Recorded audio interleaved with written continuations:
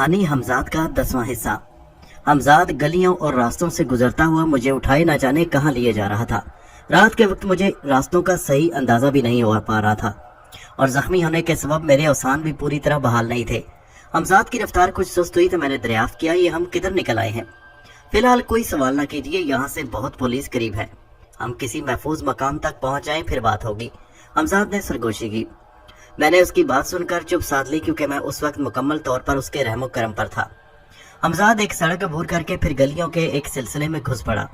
वो दानिस्ता ऐसे रास्तों से इज्तनाब कर रहा था जहां गश्ती पुलिस या किसी चौकीदार के मिलने का इम्कान हो। फिलहाल मैं ये भी नहीं समझ पा रहा था कि वो फिजा में बुलंद होने को क्यों तरजीह नहीं दे रहा था। इस तरह गलियों गलियों छुपते हुए किसी जगह पहुंचने का क्या मकसद था, और ये कि वो कहाँ पहुंचाना चाहता था। मेरे बोलने पर भी उसने पाबंदी आयद कर दी थी, इसलिए अब मैं उससे कुछ पूछ भी नहीं सकता था। वो मुझे लेकर अब एक ऐसे इलाके से गुजर रहा था जो मेरे लिए जाना पहचाना था, मगर मुझे उस इलाके का नाम याद नहीं आ रहा था। वो रास्ते वो गलियां मेरी देखी भाली थी। हमजाद एक जगह किसी हवेली के पुष्ट पर पहुंचकर ठहर गया। उसके साथ ही मुझे अपना जिस्म बुलंद होता महसूस हुआ। चंद ही लम्हों बाद मैं उस हवेली के एक नर्म और आरामदेह बिस्तर पर था। हर तरफ अंधेरा था, इसलिए मुझे कुछ दिखाई नहीं दे रहा था। मुझे सिर्फ इतना एहसास था कि मैं एक आरामदेह बिस्तर पर दराज हो चुका हूँ, और उस एहसास के साथ मुझ पर गशी तारी होने लगी। मैंने कुछ देर तक डूबते ज़हन से लड़ने की कोशिश की, लेकिन चंद लम्हों में मैं मुकम्मल तौर पर बेहोश हो गया। होश आने के बाद मैंने हर तरफ हल्का हल्का सा अंधेरा फैला हुआ देखा। मैंने बेख्याली में करवट बदलना चाहिए और मेरे मुंह से एक तवील कराह निकल गई। बाएं पांव के जख्म से टीसें उठ रही थी। हमजाद, मेरे मुंह से बेख्तियार निकला। मैं आपके पास हूँ, घबराने की कोई बात नहीं। मुझे हमजाद की आवाज सुनाई दी। मुझे मालूम है कि आप हकीकत जानने के लिए बेचैन हैं, लेकिन मुझे आपके पाँव की फिक्र है। हर चंद के वक्ती तौर पर मैंने जरूर मरहम पट्टी कर दी है, लेकिन यही काफी नहीं, क्योंकि आपके पाँव की हड्डी 2 जगह से टूटी है। और क्या, मैं ये जानकर घबरा गया कि मैं कतई अपाहज हो चुका हूँ। ये सदमा मेरे लिए नाकाबिले बर्दाश्त था। जी हाँ, मैं सही कह रहा हूँ, हकीकत यही है और मैं आपसे कुछ छुपाना नहीं चाहता। बहुत मुमकिन है कि आपको एक टांग से महरूम होना पड़े। ये कहकर हमजाद कुछ देर के लिए रुका। ये सुनकर मेरी जान निकल गई। ये वाकया अब से तकरीबन 1.25 सदी पहले का है, बल्कि शायद उससे भी पहले का। उस जमाने में इतनी तिब्बी सहूलतें फराहम नहीं थी जितनी आज है, मगर ये मुमकिन है कि आप आर्जी तौर पर इस दर्द और तकलीफ से निजात पा जाएं, हमजाद कह रहा था, और उसके लिए आपका होश में आना जरूरी है। लेकिन उसके बावजूद आप बगैर मेरे चलने फिरने से माजूर होंगे। खैर, बाद में जो होगा देखा जाएगा। फिलहाल तो ये तकलीफ मेरे लिए नाकाबिले बर्दाश्त है। इसका फौरी इलाज करो, मैंने बेताबी से कहा। हमजाद ने मेरे जख्मी पांव पर हाथ रख दिया और फिर मैं एक अजीब ही तजुर्बे से दो चार हुआ। मैं हमजाद के हाथ का लम्स अपने पांव पर महसूस कर रहा था। वो आहिस्ता आहिस्ता मेरे पूरे पांव पर हाथ फेर रहा था और उसके हाथ की हरकत के साथ साथ मेरी तकलीफ कम होती जा रही थी, जैसे कोई ना दिखाई देने वाली ताकत सारा दर्द खींचने में मसरूफ हो। चंद ही लम्हों बाद मैं सुकून का सांस ले रहा था, लेकिन यह वक्फा आर्जी था। मैं जिस्मानी तकलीफ से तो निजात पा चुका था, मगर जब हमजाद ने मुझे कुछ देर पेश आने वाले वाकयात की तफसील बताई तो गुस्से से मेरा खून खोलने लगा। हमजाद ने मुझे बताया कि उसका खुलासा ये था कि मैं मापारा के मुकाबला में एक बार फिर शिकस्त का मुंह देख चुका हूँ।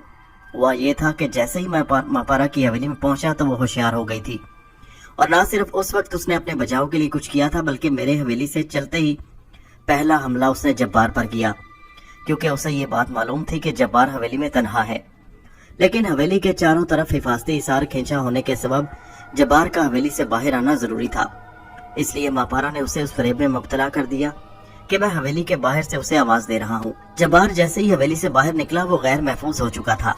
नतीजा ये कि अब वो पूरी तरह मापारा के काबू में था। वो उसके जरिए जो चाहे करा सकती थी। जब्बार मापारा के शहर में गिरफ्तार होकर बेगम पुल के थप पुलिस थाने में जा पहुंचा, जो नवाब साहब किबला की महल नुमा हवेली के करीब था। जब्बार खुद के कानून के हवाले कर रहा था कि मैं दोनों हमजादों के साथ मापारा तक पहुंच गया। दोनों हमजाद अपनी पूरी तवज्जो मापारा पर मरकूज रखने के बावजूद इन वाकयात से भी बाखबर थे जो जब्बार को पेश आए थे, मगर जब्बार का गिरफ्तार होना उनकी नजर में कोई तशवीशनाक बात नहीं थी। वो उसे कभी पुलिस की कैद से आजाद करा सकते थे। हमजाद की मौजूदगी में मापारा ने अपना आखिरी हरबा इस्तेमाल किया, क्योंकि अब सिवाय इसके कोई चारा नहीं था। उसने मदद के लिए अपनी मां साहिरा की पुरस्रार कुव्वतों को पुकारा, जिन्होंने उसकी बर वक्त मदद की, जिसकी वजह से दोनों हमजाद बजाय हमलावर होने के दिफाई जंग लड़ने पर मजबूर हो गए थे। इस सूरत हाल से फायदा उठाकर मापारा ने फरार की राह इख्तियार करना चाहिए। मगर दोनों हमजादों ने उसका पीछा न छोड़ा। हवेली से निकलकर भी वो इसके ताकुब में रहे तो मापारा ने ये चाल चली कि मुझे किसी मुसीबत में फंसा दे, ताकि कम से कम एक हमजाद कुछ देर के लिए मुझे इस मुश्किल से निजात दिलाने के लिए उसका ताकुब करना छोड़ दे और इस तरह उसे भागने का मौका मिल जाए। अपनी इस शैतानियत पर अमल करने के लिए उसने अजनबी नौजवान को मौत के घाट उतार दिया। वो अजनबी नौजवान खौफ से सहमा हुआ कुछ न समझते हुए मापारा की मसहरी पर सिमटा सिमटाया बैठा था कि उसे एक सांप ने डस लिया। मापारा का मकसद यही था कि नौजवान चीखे और हुआ भी वही। इस तरह तबीब खास इरशाद अहमद खान जाग उठे और मापारा के कमरे की तरफ लपके। यही चीख सुनकर आसपास की हवेलियों में रहने वाले भी तबीब खास की हवेली की तरफ दौड़े, क्योंकि चीखों पुकार वहीं से आई थी। दरअसल मापारा चाहती भी यही थी कि नौजवान की चीखें सुनकर लोग वहां पहुंचे और मुझे पकड़ लें। मेरे लिए यह सूरत-ए-हाल खतरनाक थी। मजबूरन मेरे हमजाद को मुझ तक पहुंचना पड़ा ताकि वो मुझे इस खतरे से बचा सके। सिर्फ जब्बार का हमजाद मापारा को काबू करने का अहल नहीं था, इसलिए तन्हा उसका मुकाबला न कर सका। मापारा ने उसे अजाब में मुब्तला कर दिया और अगर मेरे हमजाद मुझे छत पर छोड़कर फौरन उसकी मदद को ना पहुंचता तो मापारा उसका काम तमाम कर चुकी थी। इधर मेरा हमजाद जब्बार के हमजाद को मुसीबत से बचाने में लगा, उधर मापारा ने मौका पाकर मुझे फरेब नजर में मुब्तला कर दिया और जब मैं छत से नीचे गिरने लगा तो वो फरार होने लगी। दोनों हमजाद पूरी तरह उसकी तरफ मुतवज्जो थे और किसी भी कीमत पर उसे फरार होने का मौका नहीं देना चाहते थे। उन्होंने चाहा कि मापारा को काबू में करके उसकी तमाम कुव्वतें सल्ब कर लें, मगर किस्मत कदम कदम पर मापारा का साथ दे रही थी। दूसरी तरफ पुलिस को सब कुछ जब्बार बता चुका था और पुलिस मेरी तलाश में तबीब खास की हवेली को चारों तरफ से घेर कर मुझे गिरफ्तार करने का मंसूबा बना चुकी थी। जिस वक्त मैं छत से गिरा था पुलिस उसी गर्ज से उस गली में दाखिल हो रही थी कि तमाम रास्ते रोक दे। उधर मुझ पर ये मुसीबतें गुजर रही थी और हमजाद मापारा से उलझा हुआ था। इसी उलझाव में वो कुछ देर के लिए फरामोश कर बैठा था। फिर अचानक ही जब उसे मेरा ख्याल आया तो वो ये वक्त था जब मेरी गिरफ्तारी के लम्हात बिल्कुल करीब आ चुके थे। अब मेरा हमजाद मेरे इस सिलसिले में मजीद कोई मुसीबत मोल लेने को तैयार नहीं था। वो मापारा का पीछा छोड़कर फौरन मेरी मदद के लिए पहुंचा और इसी अरसे में मापारा को फरार होने का मौका मिल गया। अब मापारा अच्छी तरह समझ चुकी थी कि दो हमजादों की मौजूदगी में उसके लिए इस शहर में रहना खतरनाक है, इसलिए उसने मेरठ से फरार हो जाने में ही अपनी बेहतरी समझी। अब सूरत हाल ये थी कि हमजाद मुझे पुलिस से बचाकर कैसरगंज वाली हवेली ले आया, जिसके दरवाजे पर अब भी पुलिस थी। पुलिस मुतमईन थी कि हवेली में कोई नहीं, क्योंकि उनके सामने ना कोई हवेली में दाखिल हुआ और ना कोई निकला था, क्योंकि हमजाद मुझे हवेली में पिछली तरफ से लाया था। उसकी नजर में फिलहाल सबसे महफूज जगह यही थी। इस तरह कम से कम पुलिस वालों को धोखे में जरूर रखा जा सकता था। जब्बार अब पुलिस की निगरानी से मिलिट्री की निगरानी में पहुंच चुका था, जो सुबह उसे दिल्ली ले जाने वाले थे और उस वक्त सुबह के 4:30 बजे का वक्त था। जब्बार को अब से तकरीबन 1.5 घंटे बाद मिलिट्री की हिफाजत में दिल्ली रवाना हो जाना था। मापारा से मुकाबले के दौरान जब्बार के हमजाद की कुव्वतें वक्ती तौर पर मफलूज हो चुकी थी, इसलिए फिलहाल उससे कोई काम लिया जाना नामुमकिन था। मापारा के बारे में अब तक सिर्फ यही बात यकीन से कही जा सकती थी कि वो ये शहर छोड़कर जा चुकी थी, मगर कहाँ ये मालूम नहीं किया जा सकता था, क्योंकि मेरा हमजाद मुझे इसी हालत में तन्हा छोड़कर कहीं नहीं जा सकता था। दरअसल इस बात का इम्कान भी मौजूद था कि मापारा हमें कमजोर पड़ता देखकर फिर लौट आए। इसी सूरत में मेरी जिंदगी के लिए कोई भी खतरा दरपेश हो सकता था। मैंने हमजाद से तमाम हालात सुनने के बाद कुछ देर उन पर गौर किया और आखिरकार एक नतीजे पर पहुंचा कि फिलहाल वक्ती तौर पर हमें मापारा के ख्याल को छोड़कर जब्बार की फिक्र करनी चाहिए। उसके बाद मापारा से निपटा जा सकता है। इस अरसे में जब्बार का हमजाद भी काबिल अमल हो सकता था। यही सब कुछ सोचने के बाद मैंने हमजाद को मुखातिब किया। तमाम हालात पर गौर करने के बाद मैं इस नतीजे पर पहुंचा हूँ कि हमें फौरन जब्बार की रिहाई के सिलसिले में कोई कदम उठाना चाहिए, इससे पहले कि मिलिट्री उसे लेकर दिल्ली रवाना हो जाए और बात आगे बढ़े। हम उसे यहीं क्यों न छुड़ा लें, क्या ख्याल है तुम्हारा? आपने कतई ठीक सोचा है, हमजाद ने मेरी तजवीज से इत्तफाक करते हुए कहा, लेकिन सुबह से पहले ये नामुमकिन है। मैंने पूछा क्यों? इसलिए कि इस वक्त जब्बार सख्त पहरे में है, उसे मिलिट्री हेडक्वार्टर में रखा गया है। ये तो मुमकिन है कि मिलिट्री की नजर से मेरा वजूद छुप जाए, लेकिन जब्बार को उनकी नजरों से छुपाया किस तरह जा सकता है? वो उसकी जरा सी हरकत पर उसे गोली मार देंगे, फिर वो जहाँ कैद है उसी जगह तक 25वें मकामात पर चेक पोस्ट है। किसी न किसी की नजर उस पर लाजमन पड़ सकती है। इस सूरत में उसे छुड़ा लिया जाना नामुमकिन है, लेकिन उसकी जिंदगी खतरे में पड़ने का भी इम्कान है, इसलिए खतरा मोल ही क्यों लिया जाए, हमजाद ने कहा। फिर मैंने सवाल किया, तुम्हारे सामने और क्या सूरत है? मेरे ख्याल में ये बेहतर है कि जब मिलिट्री उसे हेडक्वार्टर से निकाल कर दिल्ली की तरफ रवाना हो तो शहर से निकलते ही जब्बार को छुड़ा लिया जाए। इसलिए मैंने पहले अर्ज किया था कि जब्बार को रिहा कराने के लिए सुबह तक इंतजार करना जरूरी है। जैसे तुम्हारी मर्जी, जो तुम्हारी नजर में मुनासिब और महफूज तरीका हो उस पर अमल करो, मुझे कोई एतराज नहीं। मकसद तो सिर्फ जब्बार के रिहा होने से है। मैंने कहा, इस काम से फारिग होने के बाद मापारा के बारे में सोचा जाएगा, बहरहाल उसे किसी कीमत पर छोड़ना नहीं। ये कहकर मैं फिर ख्यालों में खो गया। उसी वक्त मेरे जहन में एक और तरकीब आई कि अपने तस्वुर की कुव्वत को बरूए कार लाकर ये मालूम करने की कोशिश करूं कि मापारा कहाँ और किस हाल में है। मैंने हमजाद को बगैर बताए फौरन उस पर अमल किया। मैंने आंखें बंद करके मापारा का तस्वुर किया। फजूल है, हमजाद की आवाज मेरे कानों से टकराई। क्या आप मापारा के वो अल्फाज भूल चुके कि वो अगर चाहे तो आपकी इस कुव्वत को भी अपनी हद तक मफलूज कर सकती है? मैंने हमजाद की बात सुनकर आंखें खोल दी, क्योंकि वाकई मुझे मापारा नजर नहीं आ रही थी। तुम ठीक कहते हो, मैंने कहा, लेकिन क्या उसने मुझसे मेरी ये कुव्वत छीन ली है? जी नहीं, हमजाद ने अर्ज किया, सिर्फ अपनी हद तक वो इस पर काबू पा सकती है। आपकी ख्वाहिश के बावजूद उसे अपनी चश्मे तस्वुर के जरिए ना देख सकेंगे। हमजाद ने जवाब दिया। ये सुनकर मेरा दिल कुछ बुझ सा गया। मापारा ने अजीब बेबसी और रूहानी अजियत में मुब्तला कर दिया था। मैं इस कदर पुरस्रार और अजीब कुव्वतों का मालिक होकर भी अभी तक उसका कुछ न बिगाड़ पाया था। यही सोच सोच कर मेरा खून खोलता जा रहा था और इसी उलझन और परेशानी में सुबह हो गई। अब मैं जा रहा हूँ, आप पूरी तरह चौकन्ने और होशियार रहिएगा। वैसे बज़ाहिर कोई खतरा नहीं, आप फिलहाल हर तरह से महफूज हैं। मेरे अंदाजे के मुताबिक अब मिलिट्री वाले जब्बार को लेकर हेडक्वार्टर से रवाना हो चुके होंगे। हमजाद ने मुझसे इजाजत चाही। हमजाद के जाते ही मैंने फौरन आंखें बंद की और जब्बार का तस्वुर किया। दूसरे ही लम्हे उसका मुरझाया हुआ चेहरा मेरे सामने था। एक ही रात में वो कुछ का कुछ हो चुका था। उसका चेहरा खौफ से सफेद पड़ चुका था, होंठों पर पपड़ियां जमी थी और शायद वो रात भर सो भी नहीं सका था, क्योंकि उसकी आंखें सुर्ख हो रही थी। मैंने अपने चश्मे तस्वुर का दायरा और वसी किया। अब मैं तमाम सूरत हाल का अपनी आंखों से जायजा ले रहा था। जब्बार को मिलिट्री के एक बंद गाड़ी में बिठाए जाने के बावजूद उसके हाथों में हथकड़ियां थीं और उसके दोनों तरफ एक ही सीट पर मिलिट्री के नौजवान बैठे थे। बंद गाड़ी के पिछले दरवाजे पर बाहर से ताला डाल दिया गया था। गाड़ी के अगले हिस्से में ड्राइवर के अलावा मिलिट्री के 2 बड़े अफसर बैठे थे, जिनमें से एक सूरत शक्ल से अंग्रेज दिखाई देता था। उस बंद गाड़ी के आगे और पीछे मिलिट्री के 2 ट्रक थे, जिनमें मिलिट्री के मुसल्लह जवान मुस्तैद बैठे थे और ये काफिला अब मेरठ शहर से बाहर जाने वाली सड़क पर पहुंच चुका था। अब हुकूमत की नजर में जब्बार कोई मामूली मुजरिम नहीं था। अव्वल तो उस पर एक अंग्रेज मजिस्ट्रेट के कत्ल का इल्जाम था। दोयम, हुकूमत की नजर में उसका ताल्लुक उन खुफिया तंजीमों से था जो अंग्रेजों को हिंदुस्तान से बाहर निकालने के लिए सरगर्म थी। पहला इल्जाम नहीं हकीकत था, लेकिन दूसरा इल्जाम वाकई इल्जाम था। ये तमाम शरारत मापारा की थी। मेरठ शहर अब बहुत पीछे रह गया था। खेतों और बागात के सिलसिले शुरू हो चुके थे। मैंने देखा कि हमजाद मिलिट्री की गाड़ियों के नजदीक पहुंच चुका था। मैं किसी हंगामे का मुंतजिर था, मगर मैंने देखा हमजाद सबसे पहले मिलिट्री ट्रक पर सवार हो गया। वो अब ट्रक के अगले हिस्से में था, जहां ड्राइवर के अलावा एक मिलिट्री अफसर भी बैठा था। हमजाद ने न जाने क्या किया कि दूसरे ही लम्हे ये ट्रक घर घर के रुक गया। ड्राइवर ने कई बार कोशिश की कि ट्रक का इंजन फिर चल पड़े, मगर वो नाकाम रहा। वो अपनी तरफ का दरवाजा खोलकर नीचे कूद पड़ा। फिर उसने इंजन का बोनट उठाया और झुक गया। मिलिट्री की गाड़ियां बाकी बहुत तेजी के साथ आगे बढ़ गई थी और ये ट्रक बहुत पीछे रह गया था। मैंने देखा कि अब हमजाद ट्रक के इंजन के पास गया और उसने कुछ हरकत की कि ट्रक के इंजन पर झुका हुआ ड्राइवर एक लम्हे को चौंका और फिर अपने काम में मसरूफ हो गया। लेकिन अब हमजाद वहां से रवाना हो चुका था।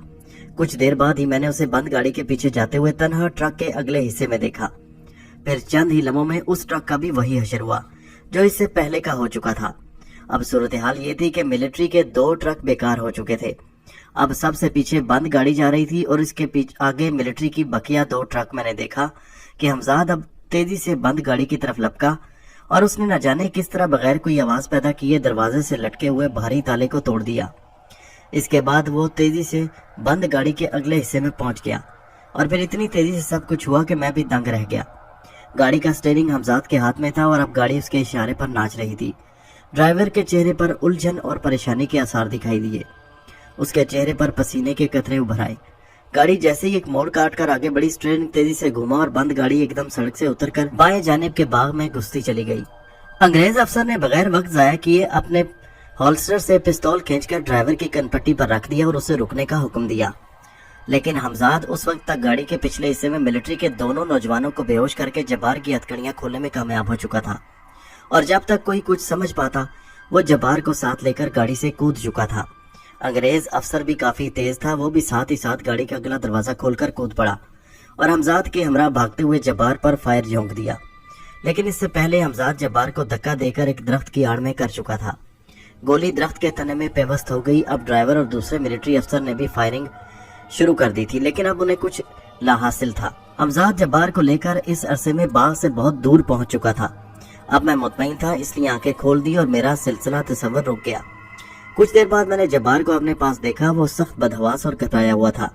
اس کے ہوسان کچھ بحال ہوئے تو میں نے اسے بھی تمام حالات سے باخبر کر دیا۔ جبار کا اس طرح ملٹری کے قبضے سے فرار ہو جانا کوئی عام بات نہیں تھی۔ میرٹھ سے دہلی تک کے تمام انگریز افسران پوری طرح مستعد اور چاقو چبند ہو گئے۔ اس واقعے کی تحقیقات کے لیے فوراً ایک کمیشن مقرر کر دیا گیا۔ جو ڈرائیور بند گاڑی چلا رہا تھا اسے حراست میں لے لیا گیا۔ حالانکہ اگر قصور تھا تو سب کا تھا۔ اس انگریز افسر کو بھی اصولاً معطل ہونا چاہیے تھا جو بند گاڑی کے ساتھ تھا، مگر ایسا نہیں کیا گیا، اس لیے کہ حکومت بہرحال انگریزوں کی تھی اور غصہ بیچارے ہندوستانی افسروں کو سہنا پڑتا، کیونکہ وہ ہندوستانیوں کو کچھ نہیں سمجھتے تھے۔ جبار کو خطرناک ترین مجرموں کی فہرست میں لکھ لیا گیا۔ جو ڈرائیور بند گاڑی چلا رہا تھا اور بے قصور تھا، اس پر الزام لگایا گیا کہ وہ انگریزوں کے خلاف کسی خفیہ تنظیم سے ملا ہے۔ جبار کی اور میری تلاش میں جگہ جگہ چھاپے مارے جانے لگے۔ حکومت ہر حال میں ہمیں گرفتار دے رکھنا چاہتی تھی، لیکن ہم میرٹھ کی ایک حویلی میں موجود تھے اور دلچسپ بات یہ ہے کہ اس حویلی کے چاروں طرف پولیس کا سخت پہرا تھا۔ ہمیں اب صرف اس بات کا انتظار تھا کہ جبار کا حمزاد ٹھیک ہو جائے۔ اس سے پہلے ہم یہ جگہ نہیں چھوڑ سکتے تھے اور نہ ہی میرا حمزاد ہمیں چھوڑ کر ماپارا کی تلاش میں جا سکتا تھا۔ اس انتظار کی بے چینی اور بے کیفیت کو دور کرنے کے لیے دوسرے دن میرا ذہن ماضی میں بھٹک گیا اور پھر ایک ایک کر کے میرے زخم ہرے ہوتے گئے۔ مجھے نواب صاحب یاد آئے، ان کا منظور نظر اور راحت یاد آیا، جو ماپارا اور نواب صاحب دونوں ہی کا اہلِ کار تھا۔ نواب صاحب کی حسین اور نوخیز صاحبزادی نرگس یاد آئی، جس کے سبب میں کئی مرتبہ سخت پریشانی میں مبتلا ہو چکا تھا اور میری جان کے لالے پڑ گئے تھے۔ اور اب شانتی یاد آئی۔ شانتی کا خیال آتے ہی مجھے اس کی فکر لاحق ہوگی، کیسی ہوگی اور کس حالت میں ہوگی۔ حمزاد اس شہر کی حد تک سب کچھ کر سکتا تھا اور اس کے ذریعے شانتی کے بارے میں معلوم کیا جا سکتا تھا۔ حمزاد سے فوراً اپنی اس خواہش کا اظہار کر دیا۔ وہ میرے کہنے پر دوسری دن صبح حویلی سے روانہ ہو گیا۔ شانتی کے بارے میں میری آخری معلومات یہ تھی کہ وہ نواب صاحب کی قید میں ہے اور ماپارا اس کمرے کے گرد دودیا حصار کھینچ چکی تھی جس میں شانتی کو رکھا گیا تاکہ میں اسے اٹھوا نہ سکوں۔ اس حرکت پر ماپارا کا مقصد صرف مجھے تکلیف پہنچانا تھا، اس لیے کہ میں شانتی کو بے انتہا پسند کرتا تھا۔ اس لیے اس نے مجھ سے انتقام لینے کے لیے شانتی کو نواب صاحب اور راحت کے سپرد کر دیا تاکہ میں روحانی اذیت میں مبتلا ہو جاؤں اور سوائے تل ملانے کے کچھ نہ کر سکوں۔ پھر کچھ اس طرح کے حالات پیدا کر دیے کہ مجھے میرٹھ چھوڑ کر بھاگنا پڑا۔ اب صورتحال میرے حق میں تھی۔ اس وقت ماپارا نے مجھے میرٹھ میں چھوڑ کر خود میرٹھ سے بھاگ گئی تھی، اس لیے میں نے اس کو اس حال میں پہنچا دیا تھا کہ سوائے فرار ہونے کے اس کے پاس کوئی اور صورت نہیں رہی تھی۔ حمزاد کچھ دیر میں تمام معلومات فراہم کر کے لوٹ آیا۔ حمزاد نے جو کچھ مجھے بتایا اس نے مجھے الجھن میں گرفتار کر دیا۔ اب میرے لیے ضروری تھا کہ اس صورتحال سے نمٹنے کے لیے کوئی ترکیب سوچوں۔ شانتی کے بارے میں سن کر مجھے دکھ ہوا تھا۔ حمزاد کی اطلاعات کے مطابق واقعات اس طرح پیش آئے کہ میرٹھ چھوڑنے کے بعد ماپارا نے نواب صاحب کی حویلی سے دودیا حصار اٹھا لیا تھا، کیونکہ وہ مطمئن تھی کہ اب میں میرٹھ میں نہیں ہوں۔ راحت اور نواب صاحب کچھ دنوں شانتی سے کھیلتے رہے اور پھر کچھ دنوں بعد انہوں نے اسے حویلی سے نکال دیا اور اس بار کسی طوائف نے بھی اسے سہارا نہ دیا۔ نتیجہ یہ نکلا کہ شانتی کی حالت ابتر سے ابتر ہوتی گئی۔ پھر وہ ویلی بازار کی ایک گلی کے کونے پر پڑی رہی۔ میرے ایک سوال کے جواب میں حمزاد نے کہا۔ راحت کے بارے میں مزید معلوم ہوا کہ وہ قبلہ نواب صاحب ہی کے خاندان سے تعلق رکھتا ہے اور کسی دور کے رشتے سے نواب صاحب کا عزیز ہے۔ یہ جاننے کی ضرورت ہم کو اس لیے پیش آئی کہ نواب صاحب اپنی بیٹی نرگس سے اس کی شادی کرنے والے تھے۔ تعجب حیرت کی بات یہ تھی کہ نواب صاحب یہ جانتے تھے کہ راحت کس قدر عیاش اور آوارہ ہے، لیکن اس کی بھی ایک وجہ تھی اور وجہ میرے لیے انتہائی تکلیف دہ تھی۔ حمزاد نے مجھے بتایا کہ نرگس کے پیٹ میں بھی تقریباً 3 مہینے کا حمل ہے اور اس بات سے نواب صاحب نے راحت کے ساتھ شادی کر دینا چاہی کہ ان کی عزت اور آبرو محفوظ رہے، کہیں لوگ یہ نہ کہیں کہ نواب صاحب کی لڑکی نے حرامی بچے کو جنم دیا۔ میں نے حمزاد سے دریافت کیا کیا یہ ممکن ہے کہ نرگس کا حمل ضائع کرا دیا جائے، مگر انہوں نے مجھے تباہ کرنے کی کوشش بھی کی تھی۔ پہلی بات یہ کہ بہت بعد میں یہ بات ان کے علم میں آئی، دویم یہ کہ اس طرح نرگس کی جان کو بھی خطرہ لاحق ہو سکتا تھا، اس لیے انہوں نے بہتری اسی میں سمجھی کہ اس کی شادی راحت کے ساتھ کر دی جائے، جبکہ راحت بھی نواب صاحب کی بات سے متفق تھا۔ اس کے علم میں بھی تمام باتیں تھیں، مگر وہ صرف اور صرف نواب صاحب کی خوشنودی کے لیے کر رہا تھا۔ यहाँ तक कि एक हामला लड़की से शादी भी उसे गवारा थी, इसलिए कि 3 माह का हमल जाया करा देना आसान बात न थी। लेकिन हमजाद ने मुझे मशवरा दिया कि ऐसा अब भी मुमकिन है। हमजाद के लिए ये कोई मुश्किल काम नहीं, बशर्ते कि मैं इस बात पर तैयार हो जाऊं।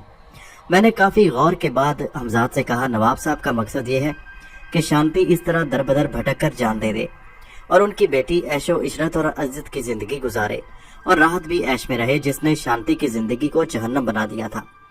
लेकिन अब ऐसा हरगिज नहीं होगा, हरगिज नहीं होगा, किसी कीमत पर नहीं। मैंने जोश में आते कहा। आप जोश में आकर बुलंद आवाज में बोलने लगे हैं, ये ना भूलिए कि उस हवेली के चारों तरफ पुलिस मौजूद है। हमजाद ने मुझे टोका। अगर उन्हें किसी तरह का शक व शुबा हो गया तो मुसीबत खड़ी हो जाएगी। हमजाद की बात सुनकर मुझे खतरे का एहसास हुआ और इस मर्तबा मैंने निस्बतन धीमी आवाज में उसे मुखातिब किया।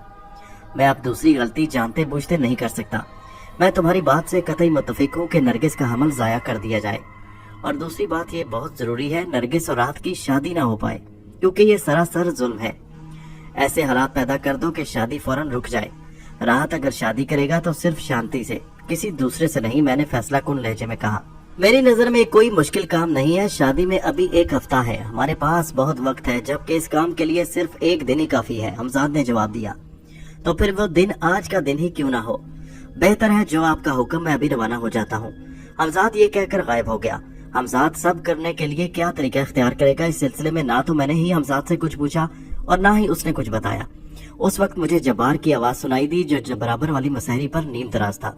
क्या नींद नहीं आ रही? मेरा जहन चंद मामलात में उलझा हुआ है, मैंने जवाब दिया और उसे कुछ देर पहले वाले वाकयात बताने लगा। जब्बार पर अब मेरा एतमाद दिन ब दिन बढ़ता जा रहा था। जब से उसके इल्म में यह आया था कि मेरे बाएं टांग 2 जगह से टूट चुकी है, वो हर वक्त मेरी दिलजोई की कोशिश किया करता। वो हर तरह मेरा ख्याल रखता कि कहीं मुझे अपाहज होने का एहसास ना हो। वो सहारा देकर मुझे गुस्लखाने और बैतुल खला तक ले जाता। हर चंद के हमजाद ने मेरे लिए बैसाखियां फराहम कर दी थी, मगर एहतियातन मैं उन्हें इस्तेमाल नहीं करता था कि कहीं उनकी खटखट की आवाज हवेली के अतराफ मुतय्यन पुलिस को हमारी तरफ मुतवज्जो न कर दे। हमजाद अभी तक नहीं लौटा था। मैं समझ गया था कि वो अपना पहला मंसूबा पूरा करने के बाद अपने दूसरे मंसूबे की तकमील तक पहुंचने में लगा होगा। मैंने अपनी आंखें बंद करके हमजाद का तस्वुर किया। इस मर्तबा मुझे वो वैली बाजार की एक गली में नजर आया। उसके साथ ही मेरी नजर राहत पर पड़ी। मैंने राहत को एक ही नजर में पहचान लिया। उसके बाद मुझे वो फूल सा चेहरा नजर आया जो शांति का था। वक्त की गर्द बात ने शांति के चेहरे की सारी कशिश छीन ली थी। मैं हैरान सा ये मंजर देख रहा था। ये मंजर वाकई अजीब था। राहत के रुखसारों पर आंसू बह रहे थे और वो एक फटी हुई बोरी पर शांति के करीब बैठा हुआ उससे माफी मांग रहा था। तुम्हें मेरा बनने के लिए सिर्फ अपने मजहब की कुर्बानी देना होगी, राहत ने रिकत भरे लहजे में कहा। मेरा कोई मजहब है ही कब बाबू, तू जो कहेगा कर लूंगी, शांति भी सिसकते हुए बोली। मैं समझ गया कि इस वक्त राहत पर हमजाद मुसल्लत है। वो अपनी मर्जी से ना कुछ सोच सकता है ना बोल सकता है। कितना अजीब है ये सब कुछ, मैं सोचने लगा, और तवज्जो की कमी के सबब मेरा तस्वर का सिलसिला टूट गया। मगर मैंने दोबारा उसे कायम रखने की कोशिश नहीं की। मैं अच्छी तरह जानता था कि हमजाद उस वक्त तक राहत का पीछा नहीं छोड़ेगा जब तक शांति के साथ उसकी शादी ना हो जाए। बाद में उसका क्या नतीजा होगा उससे मुझे कोई गर्ज नहीं थी, क्योंकि मुझे ये भी मालूम था कि हमजाद में ये सिफ्त भी मौजूद है कि वो किसी के भी दिल में किसी के खिलाफ नफरत या मोहब्बत पैदा करने पर कादिर है। यकीनन वो राहत के दिल में शांति की मोहब्बत पैदा कर देगा ताकि वो हमजाद के सहर से आजाद होने के बाद उसे ठुकरा ना दे। ये देखकर मेरे दिल को एक अजीब इत्मीनान और सुकून हासिल हुआ, एक ऐसा सुकून जो उससे पहले मुझे कभी मयसर न आया था। मैं काफी देर तक किसी कैफियत में आंखें बंद किए लेटा रहा। एहसाब का तनाव अब बहुत हद तक कम हो चुका था, जैसे मेरे सर से एक बहुत बड़ा बोझ उतर गया हो। दोपहर के बाद हमजाद वापस आ गया, साथ ही हम दोनों के लिए खाना भी लाना नहीं भूला। मगर खाने पर नजर पड़ते ही मैं चौंक उठा। इतना खाना? ये आज तुम खिलाफे मामूल इस कदर खाना क्यों ले आए? मैंने हैरत से पूछा। जितना खाया जाए खा लीजिए, बाकी छोड़ दीजिए। दरअसल रास्ते में आते मुझे इन कमबख्त पुलिस वालों पर ताव आ गया जो हवेली के आसपास धरना दे रहे हैं। मैंने सोचा आज इन कमबख्तों को भूखा मारा जाए। वो खाना खाने बैठने वाले थे कि मैंने उनके खाने पर हाथ साफ कर दिया। हमजाद की बात सुनकर मैं और जब्बार हंसने लगे और इसी तरह अगला दिन भी ऐसी खुश फैलियों में गुजर गया। अगले दिन हमजाद ने मुझे बताया कि नवाब साहब बहुत सख्त परेशान हैं। उन्हें राहत से ऐसी उम्मीद नहीं थी। दूसरी तरफ राहत के घर वाले उसकी हरकत पर सख्त गुस्से में हैं, मगर मजबूर हैं क्योंकि राहत अब बाकायदा शांति से निकाह कर चुका है और उसने अब शांति का नाम बदलकर शकीला रख दिया है। मैं ये सब सुनकर बहुत खुश हुआ। अब जब्बार का हमजाद भी तकरीबन ठीक हो चुका था, इसलिए मैं अब अपने हमजाद को मापारा की तलाश में रवाना कर सकता था। اب مسئلہ صرف یہ تھا کہ جبار کا حمزاد ٹھیک ہونے کے بعد دوبارہ اسے سونے نہ دے گا۔ یہ بات پہلے ہی میں سوچ چکا تھا، اس لیے اس وقت بھی میں نے جبار کو سلایا ہوا تھا۔ ممکن ہے کہ آئندہ رات یا اس کے بعد آنے والی رات کو اسے جاگتے رہنا پڑے۔ میرے اور حمزاد کے اندازے کے مطابق کل صبح تک جبار کا حمزاد پوری طرح قابل عمل ہو سکتا تھا۔ دوسرے دن صبح ہوتے ہی میرا حمزاد اپنے مشن پر روانہ ہو گیا۔ اس نے کہا تھا کہ وہ جلد از جلد لوٹنے کی کوشش کرے گا، اور یہی ہوا بھی۔ وہ دوپہر سے کچھ دیر پہلے واپس آ گیا۔ میں نے اس کے چہرے پر سے اندازہ لگا لیا کہ وہ کامیاب لوٹا ہے۔ بہت طویل سفر کرنا پڑا، حمزاد نے کہا، مگر میں آخرکار اسے ڈھونڈنے میں کامیاب ہو گیا ہوں۔ میں سانس روکے حمزاد کی بات سنتا رہا۔ وہ پھر بولا، ماپارا کلکتہ جا پہنچی ہے، اب کہیے کیا ارادہ ہے؟ وہ میری طرف سوالیہ نظروں سے دیکھتے ہوئے بولا، کہنا کیا ہے، بس اب چلنے کی تیاری کرو۔ وہ دنیا کے کسی کونے میں بھی چھپ جائے مگر میں اسے کسی قیمت پر بھی معاف کرنے کے لیے تیار نہیں ہوں۔ اسے بہرحال شیخ کرامت کے آگے سر جھکانا پڑے گا۔ میں جوش میں آ گیا۔ اسی رات میرٹھ سے چلنے کا پروگرام بنا لیا گیا۔ طے پایا کہ اندھیرا پھیلتے ہی یہاں سے کلکتہ روانہ ہوا جائے۔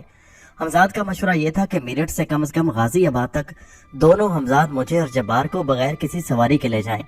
اس کے بعد باقی سفر ٹرین سے کیا جائے۔ غازی آباد اور دہلی کے بعد پڑنے والا ایک ویران اسٹیشن تھا، جہاں ٹرین مشکل سے 2 منٹ ٹھہر کر کلکتہ کے لیے روانہ ہو جاتی تھی۔ حمزاد نے یہی مشورہ اس لیے دیا کہ میں زخمی حالت میں تھا اور میرے لیے زیادہ لمبا سفر بغیر کسی سواری کے نقصان دہ ہو سکتا تھا۔ حالانکہ یہ بھی ممکن تھا کہ اسی رات حمزاد مجھے جبار کو کلکتہ پہنچا دیتا، لیکن میں نے اس کے مشورے کو اہمیت دی، کیونکہ کئی موقعوں پر میں نے اس کی بات نہ مان کر نقصان اٹھایا تھا۔ اسی شام ایک اور حادثہ پیش آیا۔ میں جبار کا سہارا لیے غسل خانے سے نکل رہا تھا کہ ایک خنجر لہراتا آیا اور سامنے والے دروازے میں پیوست ہو گیا۔ میرا اندازہ تھا کہ یہ خنجر سامنے والی حویلی کی چھت سے پھینکا گیا۔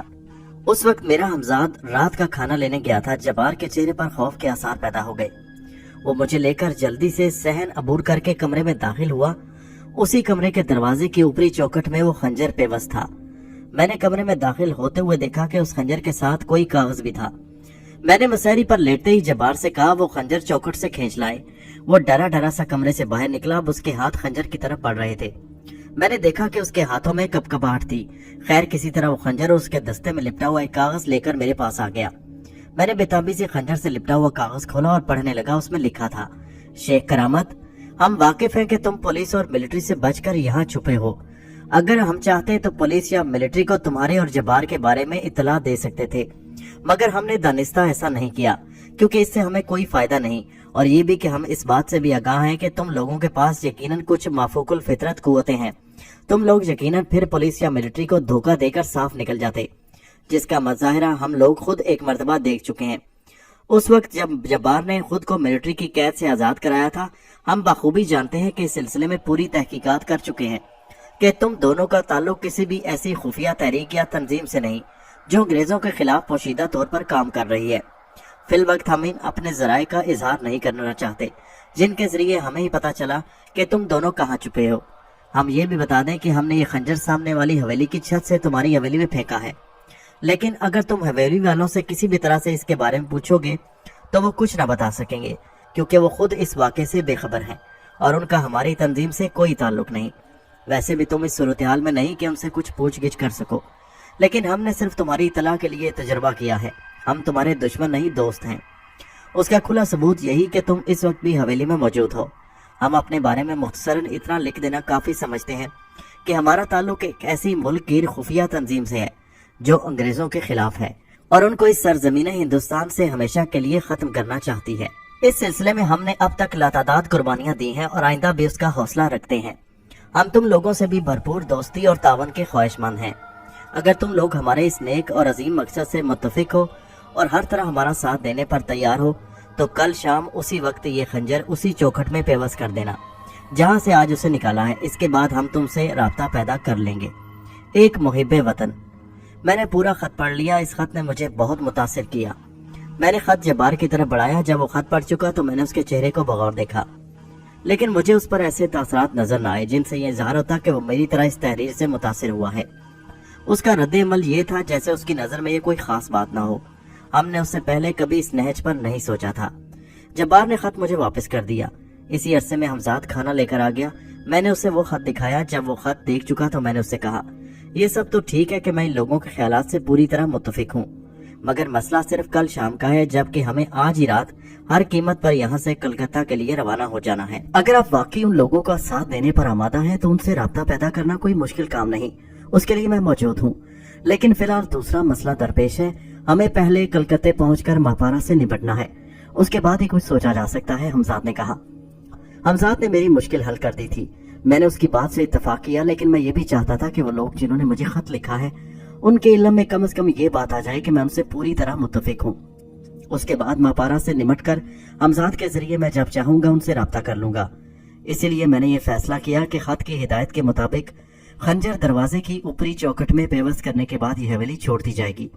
और ये काम मैंने उस वक्त के लिए उठा रखा जब रात के वक्त हमें यहाँ से चलना था। अभी मेरे सामने कई मसले थे। मापारा से निमटने के बाद सबसे पहले मुझे अपनी टांग के इलाज की फिक्र थी, जिसे वक्ती तौर पर हमजाद ने ऐसा कर दिया था कि अब मुझे जरा बराबर तकलीफ महसूस नहीं होती थी। अलबत्ता मैं उसे इस्तेमाल करने से कासिर था। तकरीबन निस्फ शब के बाद हम हवेली से रवाना हुए। रवानगी से कबल मेरी हिदायत पर जब्बार ने वो खंजर दरवाजे की चौखट में पेवस्त कर दिया था और एहतियातन इस खत को जला दिया जो उस खंजर के साथ हमें मौसूल हुआ था, ताकि आइंदा किसी मौका पर यह खत पुलिस के हाथ न लग जाए। जब हम रवाना हुए तो पूरे शहर पर सन्नाटा तारी था।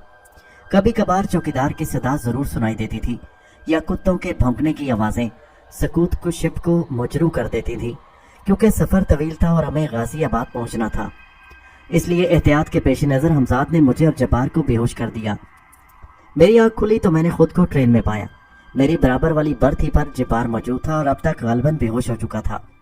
उसका हमजाद उस पर झुका हुआ शायद उसे होश में लाने की कोशिश कर रहा था, क्योंकि मैंने देखा कि उसका जिस्म खुद ब खुद कई दफा हिला था। चंद लम्हों बाद ही उसने आंखें खोल दी और गालबन उसे भी मेरी तरह ट्रेन में देखकर हैरत हुई थी। उसके चेहरे से यही जाहिर हो रहा था कि मेरी नजर अपने हमजाद पर पड़ी। फिर मेरे कुछ पूछने से पहले ही वो बोला, गाजियाबाद पहुंचते पहुंचते इतना वक्त नहीं रहा कि हम आप दोनों को होश में लाते, फिर गाड़ी में सवार करते। जब हम वहां पहुंचे तो गाड़ी आखिरी सीटी देकर चल पड़ी थी। जब गाड़ी कुछ और आगे निकल गई और वीरान इलाका शुरू हो गया तो हमने इस फर्स्ट क्लास के डिब्बे में आपको पहुंचा दिया। आप दोनों के टिकट, कपड़े वगैरह और जरूरी सामान उन दोनों सूटकेसों में मौजूद हैं जो ऊपर रखे हैं।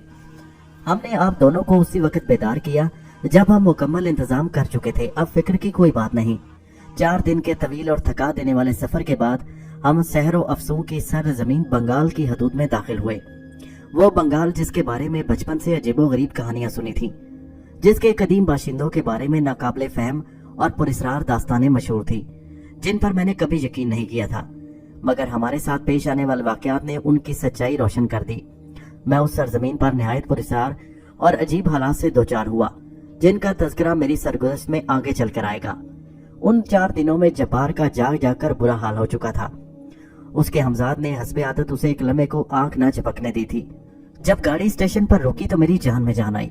मुझे खतरा था कि कहीं जब्बार नींद की झोंक में कोई गलत हरकत न कर दे। मैं बैसाखियों के सहारे ट्रेन से उतरा। मैं अपनी जिंदगी में पहली बार कलकत्ता आया था और गालिबन जब्बार भी, लेकिन हमजाद मुझे रास्ते में सब कुछ बता चुका था कि हमें कहाँ ठहरना है और क्या करना है।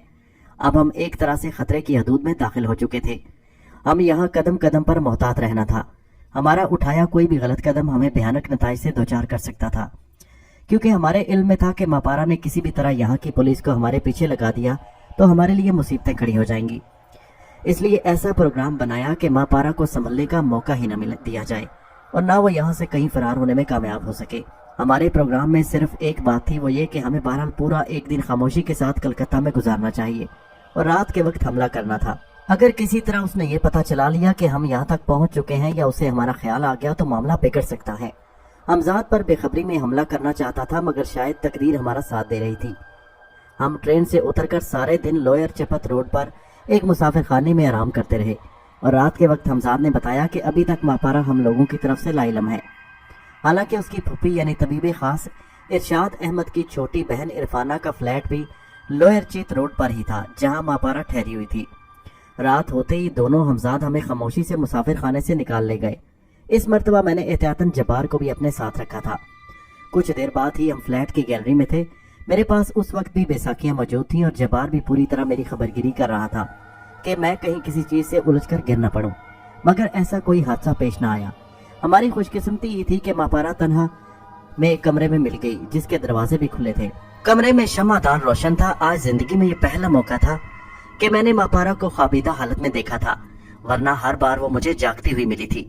शायद यही उसकी बदनसीबी थी। दोनों हमजाद कमरे में दाखिल हो चुके थे। फिर अचानक ही मुझे ऐसा लगा कि बिजलियां कूद गईं, लेकिन कोई आवाज सुनाई न दी। काफी देर कमरे में ये तमाशा जारी रहा और हम दोनों सहमे खड़े रहे। फिर उन्हीं बिजलियों का एक जाल सा मापारा की मुसहरी पर मोहित हो गया। ऐसा होते ही वो एकदम सोते सोते उछल कर पर पड़ी और खोई खोई नजरों से चारों तरफ देखने लगी। उसने एक बार उठना चाहा, मगर रोशनियां उसके जाल से टकराकर फिर बिस्तर पर गिर पड़ी। मैंने देखा कि उसकी आंखों में आंसू भर आए। वो भराई आवाज में बोली, शेख तुमने ये बहुत बुरा किया, बहुत बुरा। कुछ देर आवाज भराने के सबब उसका फिक्रा अधूरा रह गया। मैं फतह और कामरानी के नशे में चूर उस मगरूर और सरकश मापारा की शिकस्त का नजारा देख रहा था, जिसने मेरी जिंदगी अजीरन कर दी थी। ये ख्याल आते ही जैसे मेरे सारे जख्म हरे हो गए। तुम कहती हो मैंने बुरा किया। तुम वो दिन भूल गई जब तुमने कहा था कि शेख एक नयाम में दो तलवारें नहीं रह सकती, और उसके बाद तुमने मुझे पे दर पे दुखों और मुसीबतों में मुब्तला करके मीरठ छोड़कर भागने पर मजबूर कर दिया।